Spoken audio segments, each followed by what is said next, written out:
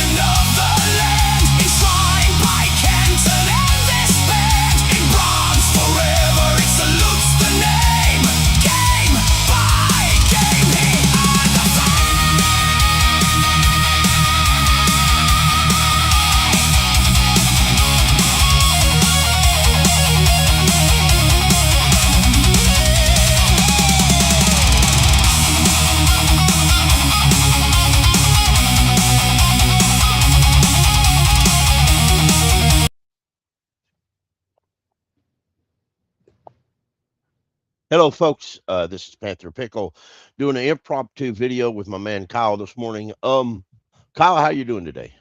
Great, buddy. It's another great day. Absolutely. We may not be on here long. My wife's wanting to go out to eat, so I just wanted to pop in here, give a brief summit of a little of the upcoming calf issues. We are going negative into next year. A lot of that may change in the next couple weeks, actually, or it may wait. But my point is, I want to make, and I think Kyle, you'll agree, this year's play by a lot of our starters affects next year.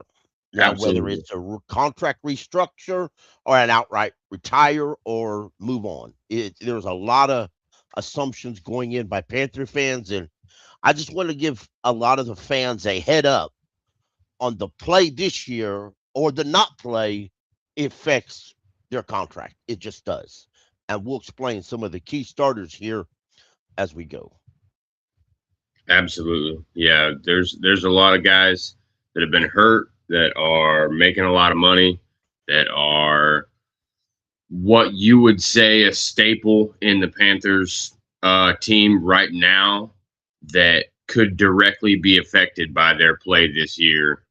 For example, if they don't make a lot of game time on the field this year, even though they are a great addition to this team, being that we're so low on cap going into next year, we're in the red. So like that may play into effect of how we move forward as a team.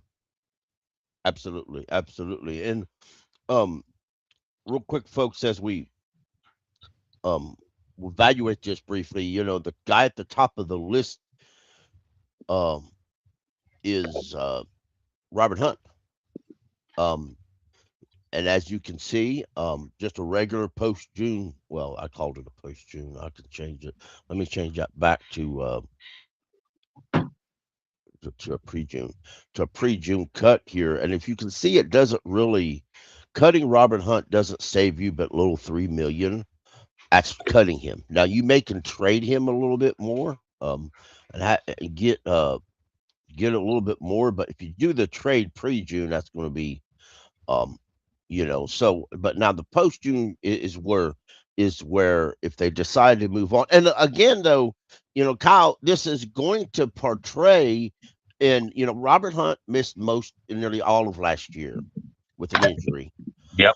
um and he's missed half a training camp with an injury because Chavala and Damian Lewis were at FanFest were replaced by backups, and Robert Hunt has missed a lot of practice this year. Now he's a solid vet, so maybe you don't need all the practice. I understand that, but preseason. But and I'm talking about if he misses time this year, he'll be here all this year unless he gets hurt. I'm assuming, but Right.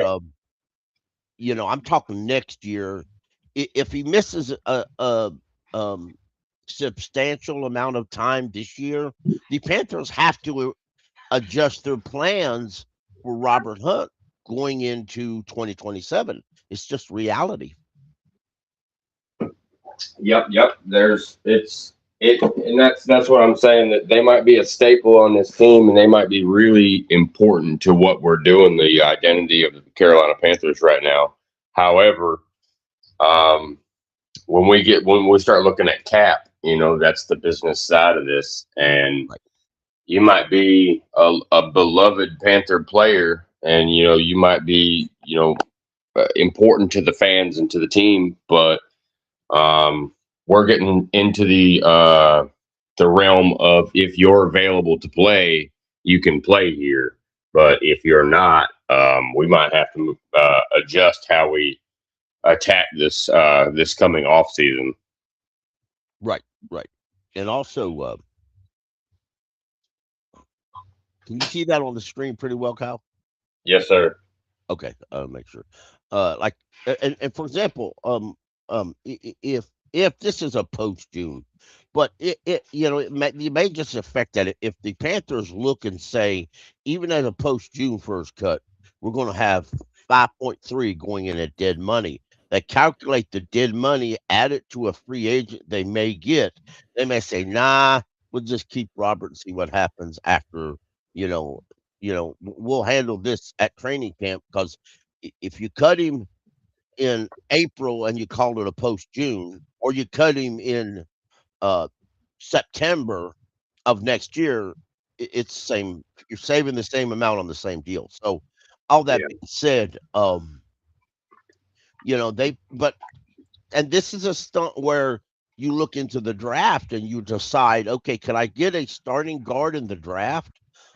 Or does Chandler Zavala develop into that? Now, he hasn't shown that ability yet. since he's been here that he could actually start Chandler Zavala, but he still remains their number 2 right guard off the bench. So, uh, moving on briefly, I'm going to stay on the offensive line and go to Taylor Moton. Now, there was a lot of assumption that Taylor Moton could retire after the 2027 season. And, I mean, even if you look at a post June 1st cut, you're going to save 21.5 million with 6.9 million in dead cap. Um, you're not going to save hardly anything in a pre-June cut. So it'd have to be a pre-June cut. But if he outright retires, it would be just like a cut.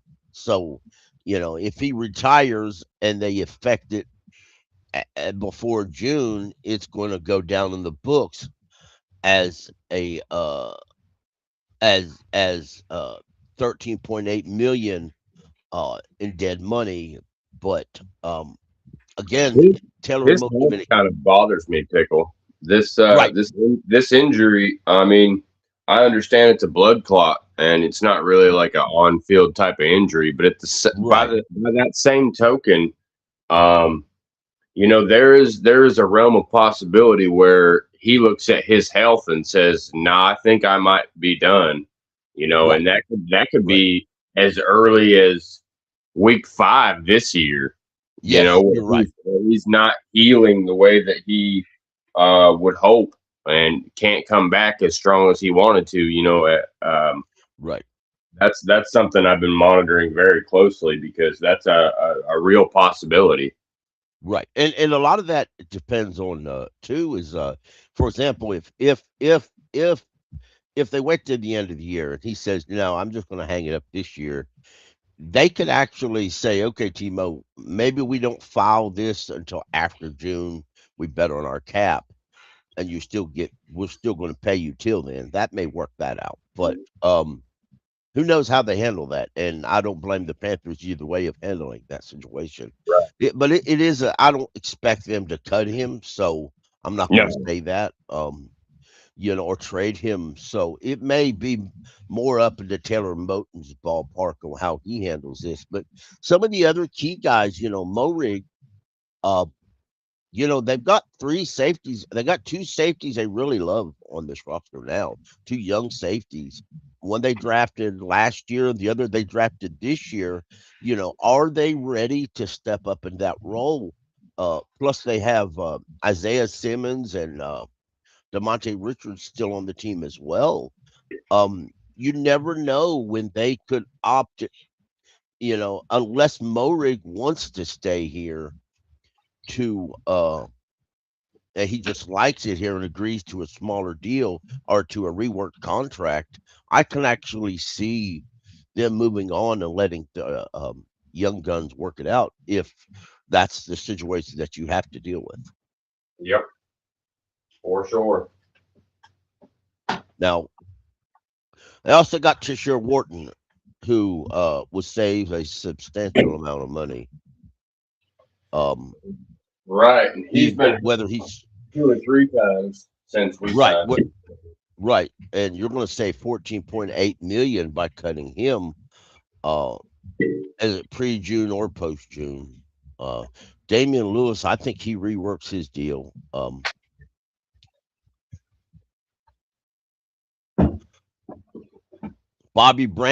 Bobby Brown's due $8 million. It's only 1.8 million to release him. So Bobby's got to have a good year this Yep. year to stay on this roster. And he ain't practiced yet this season. So uh it ain't looking good for him. It don't look good at all for him. It'll be another interesting one to watch for sure. And here's an interesting one to watch, my friend. This is Chuba Hubbard. If you cut Chuba Hubbard and you call it a June 5th cut, you're going to save 7.5 million with only 105 million or 1.5 million uh, in dead cap. Now that's as of June 1st. Um, the pre-June is a little different, but still. But my key is though is and folks are asking, well, Chuba's are starters. Well, that's where Jonathan Brooks this year. Jonathan Brooks comes into play. If Yeah. Brooks excels this year, if he plays like a lot of folks in that organization thinks he's going to, it may, and Trevor Et shows up in a big way at an opportunity this year, like some of the media members thinks he should be. It may make Chuba Hubbard expendable. Well, yeah, Chuba, if he gets, I look at it from the personal factor. Last year he was replaced large in part in game usage by Rico Dowdle, and he Right. was kind of kicked to the back burner after he got that big deal from us after leading us as a bell cow. You know, Right. if this season Jonathan Brooks does essentially the same thing and kind of kicks his Chuba's game time down because Jonathan Brooks is showing out. Uh, Right. there's a world where Chuba may ask the team for a trade or a release. Right. Being Right. that he's got the feature back, and he was brought here to do that. Exactly. Absolutely. And folks, we're getting this off Over the Cap, and I strongly urge folks to go to Over the Cap, uh, and get your contract information for the NFL. It's where I do. They may have others. I don't. I just know I pay attention to the NFL part of it. But this is Chuba Hubbard's his contract exactly, and even a trade um this year would be because it's after June, would result in a $5.9 million savings. Now, you say, well, they're not going to trade him right now. No, I don't think they would. But if you're talking about the trade deadline's week 9 and there, and if the trade deadline is week 9 and Jonathan Brooks is already maybe overtaking Chuba and the Panthers feel comfortable with the others quarterback, you never know when somebody calls and says, hey, I'll give you a third round pick for Chuba Hubbard. I need a running back. You never know when they're going to take opt on You're that, so you just right. don't know. And maybe it's not even a third, but it is a possibility. And I myself like to view the possibilities. Maybe not, I don't agree with the possibilities, and I may not like the possibilities even, but I like to understand and know them. That way it helps me if something happens, I can understand why, you know. So and uh but I thought that's and let me go back here. Somebody else I want to bring up real quick. And then I think a lot of folks are thinking Xavier Leggett before the Braswell injury, but Xavier Leggett's not going to not if you trade him, you're not going to save anything. You're not going to. You're really not No, going to save anything at all. So trading unless somebody offers you a high pick and I like Chuba, y'all. I want him to be great, but ain't nobody offering us a second or third round pick for Xavier Leggett, y'all. no. Uh, that's just not going to happen. So, um, so you know, I mean, by the time they decide that they would offer that, it's going to be after the trade deadline. And I like Braswell, and I think he's going to be healthy and recover great.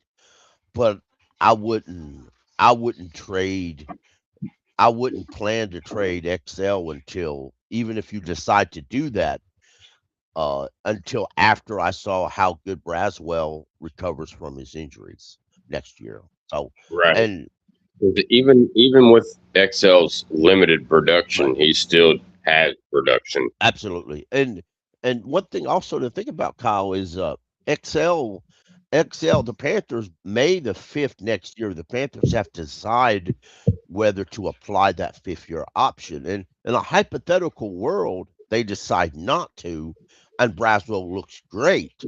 This conversation may change entirely next year during this time, because Yeah. it very well may. But if they apply the 5th-year option, they ain't nobody going to. I mean, a team's going to have to be pretty bad off at the wide receiver position, I think, to send a high pick and take over that cap. And even then, most teams are going to refuse to send you that high pick, which I call a first, second, or third round pick because of 16 million or 18 million in the fifth year option. Because the fifth year option for a wide receiver will be roughly 16 million is the lowest, and it could go up to 22 million. Um, it's not just there are tiers and layers to that fifth year option. I encourage folks who don't understand that to just Google the tiers in a fifth year option. Um, um, hello, Michael. Michael's in California, Kyle. Michael Wydrick, and he's joining us, and it's 5:46 in the morning over there at his time. Ooh, all right, Michael. Yeah. But again, we'll talk about Bobby Brown and Trisha Wharton. This is where the play of Lee Hunter this year as a start rookie who's starting comes into a key issue, folks.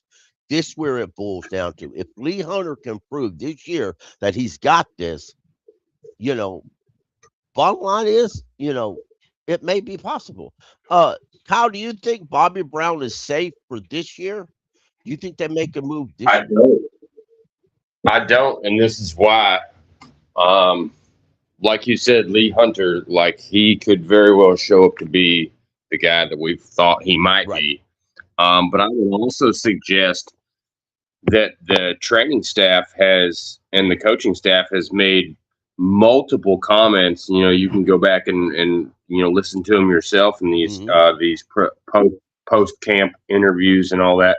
They're talking pretty highly on Cam Jackson and the fact that he's able to play that nose Absolutely. position, and that's what Bobby Brown plays. Right. And he Bobby Brown, as much as I clamored for him last year, and when we got him, I was like, yes, we got him. I knew it. You know, we got us a nose tackle for this 3-4 defense or whatever the hell it is. Um, he hasn't been the most effective player, for the money that we spent on him to be. And if we're talking about just sheer production, Cam Jackson, if he has a good season this year, kind of makes Bobby Brown obsolete because we're talking about using Lee Hunter as a rotational defensive line pass rusher and using Cam Jackson as a rotational nose tackle when we're in the 3-4.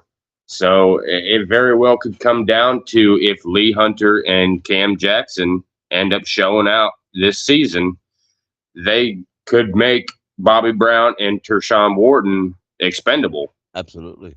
And it's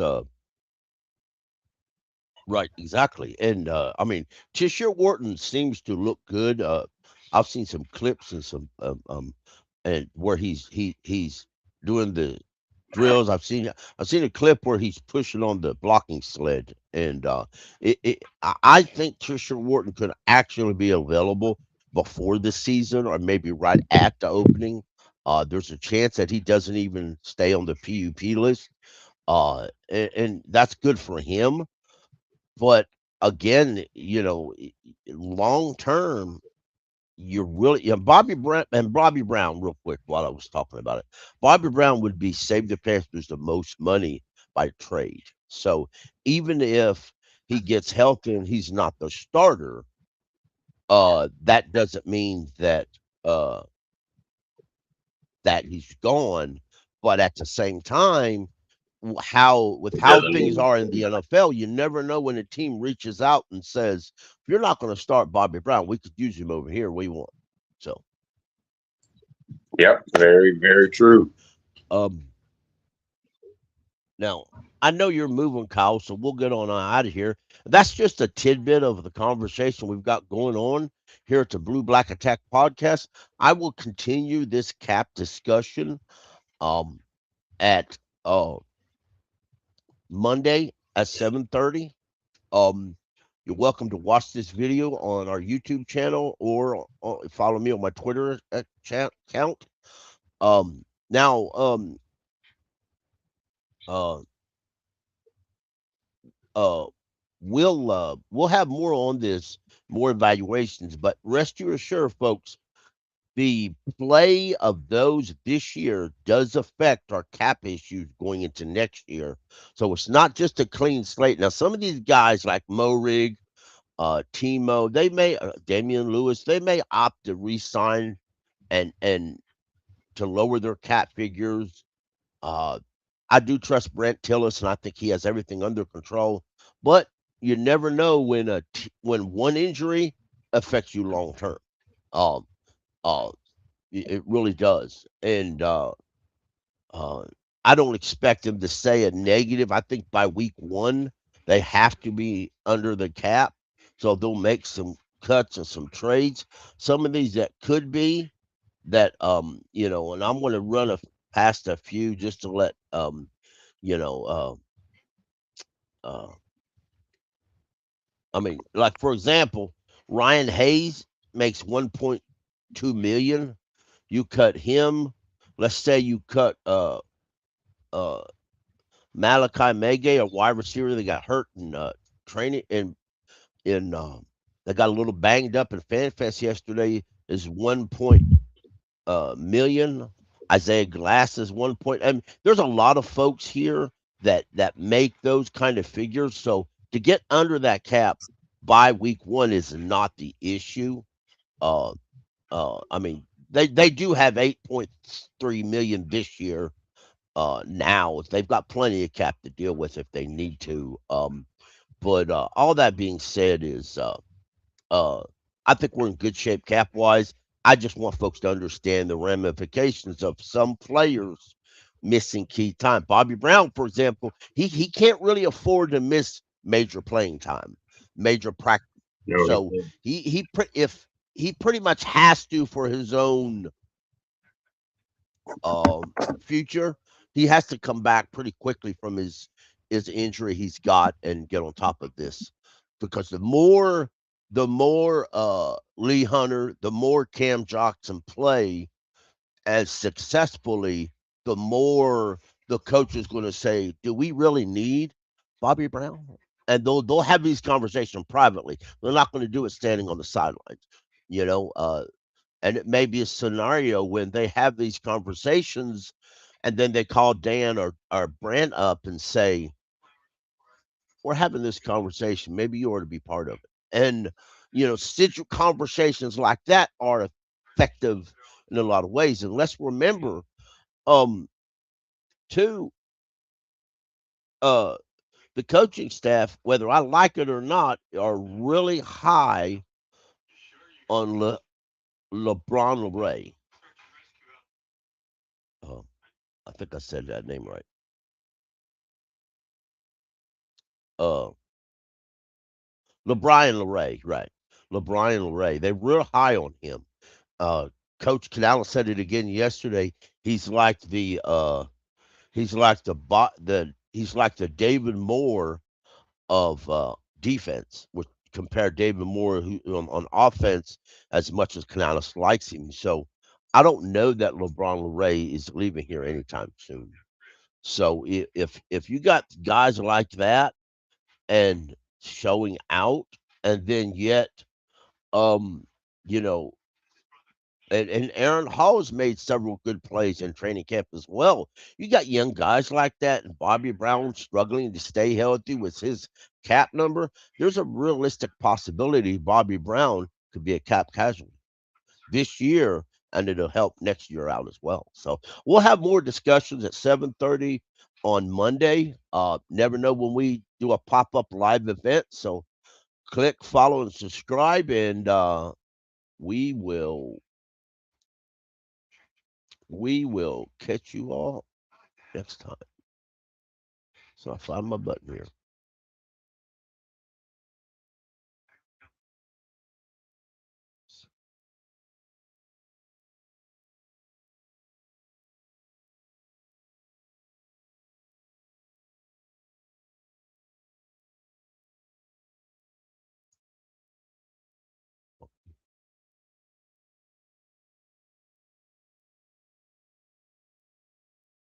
Look at me, you see my toy, promises broken, our blood and oil. We started in darkness, 0 and 2, but the lighthouse kept burning, guiding us through. Hang on, folks. I forgot. I wanted to bring something up real quick. Y'all watch the clip that will be going on our YouTube channel. Diesel Skills will be a video will be dropping at 9 o'clock on our YouTube channel. Y'all need to pay close attention to that. I will be sharing the link that you can watch it directly. It is a very good video upcoming. D Money and Cole have a discussion with Diesel Skills about 10 wins for Carolina. Shed the skin. Great expectations for the 2026 season. Y'all tune into that at 9 o'clock. At the video, there will be a chat. I will be in that. Y'all keep pounding. The doubters were loud, the critics were mean. Said this young team had no chance to dream. But we kept on pounding through the stormy night. Our lighthouse remains these waves of light. Ships will sail and chances will burn.